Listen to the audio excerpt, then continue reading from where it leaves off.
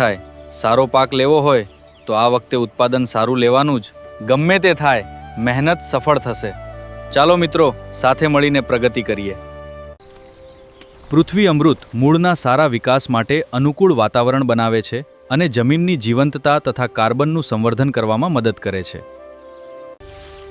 અને સાથે કિસાન કીટ પાકની પોષણ જરૂરિયાત માટે નાઇટ્રોજન, ફોસ્ફરસ, પોટાશ, ઝીંક, સલ્ફર અને માઇકોરાઇઝા જેવા ઘટકોનો સમાવેશ. અને સાથે કિસાન કીટ પાકની પોષણ જરૂરિયાત માટે નાઇટ્રોજન, ફોસ્ફરસ, પોટાશ, ઝીંક, સલ્ફર અને માઇકોરાઇઝા જેવા ઘટકોનો સમાવેશ. જમીનની તંદુરસ્તી અને પાકનું પોષણ બંનેનું ધ્યાન રાખશો તો સારા વિકાસ અને ઉત્પાદન માટે પાકને મજબૂત શરૂઆત મળશે.